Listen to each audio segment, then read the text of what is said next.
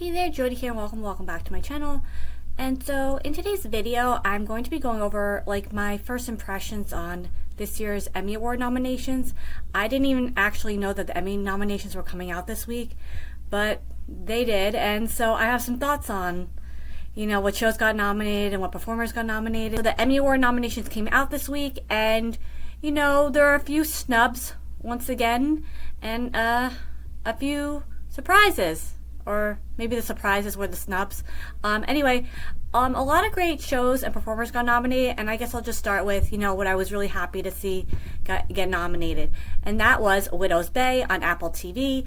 I absolutely love this show. I kind of describe this show as another version of Twin Peaks. I know a lot of people have described it also though as Parks and Recreation kind of meets Twin Peaks, and I didn't think of Parks and Recreation when I first started watching the show, but the more I watched of the show, the more I did think that was a pretty good comparison of the show, a combination of Parks and Recs meets Twin Peaks. Anyway, it's a really great show if you haven't watched it. But yeah, I was really happy to see the show get nominated. Plus Matthew Rhys and Katie O'Flynn, as well as Stephen Root.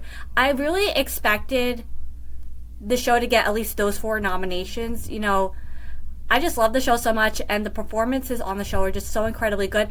And I really thought the moment that Katie O'Flynn had her episode where Patricia was hosting a party that goes wrong, shall we say. That episode happened, I thought to myself, I will be really surprised if she does not get a nomination for that episode. It was just so good. Now moving on to one of my favorite shows of last year that keeps getting overlooked when it comes to award show season, and that would be The Cheer Company on HBO. Tim Robinson and this show are absolutely fantastic, and it's such a unique show that I'm really surprised that it keeps getting overlooked for all the award show nominations. But whatever the case may be, we're definitely getting a season 2, so I'm looking forward to that. But yeah, I'm definitely disappointed the show keeps getting overlooked over and over again when it comes to the award shows, but not every great show gets nominated, and this is definitely one of those great shows that keeps getting overlooked.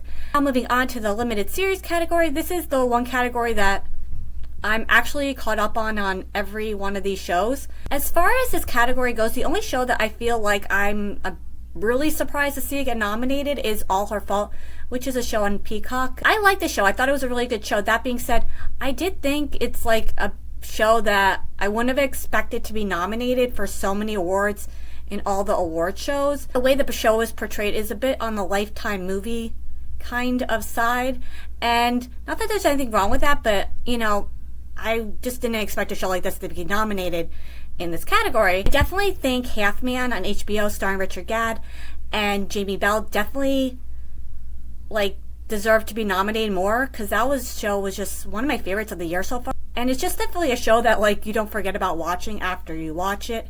And I really expected that show to get a nomination over a show like All Her Fault. But as far as this category goes, I think the award is more than likely going to go to either DTF St. Louis or Love Story.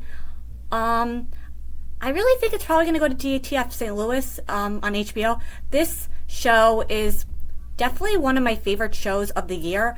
It's another show that has a story in it that you just don't forget about, and it's just really good. Now moving on to Best Comedy Series.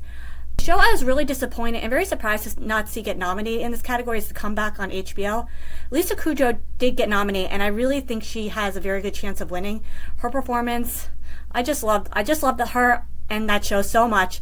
As of now, I think it's probably my favorite show of the year. But yeah, very surprised to see the show not get nominated, just because it's a show so many people talked about for being so incredibly funny and heartfelt and good, and it's definitely one of those shows that was a really great show on TV this year. Now moving on to some performances, I was very surprised to see get overlooked for this year's Emmy Award nominations. The first being Jamie Bell. Jamie Bell was absolutely fantastic on Half Man. I think it was maybe episode 4. I forget what episode it was exactly. The episode where he's in the hospital and he has this minutes long monologue. I thought to myself after he had that scene that scene would for sure get him at least an Emmy Award nomination. So I mean, as far as that show goes, Richard Gadd did get nominated, which I was very happy to see. I definitely feel with that show in particular, nobody's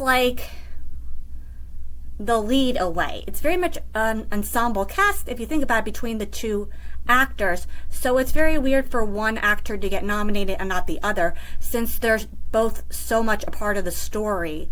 And they really need one character for the other to tell the story. So it was really weird that Jamie Bell wouldn't get nominated, but Richard Gad would. Like I said, I'm very happy to see Richard Gad get nominated, but I was very surprised to see Jamie Bell not get nominated. But, you know, it happens. Those are my first impressions on this year's Emmy Award nominations. Let me know in the comments what you thought of this year's Emmy Award nominations. So much for watching, and until next time, bye.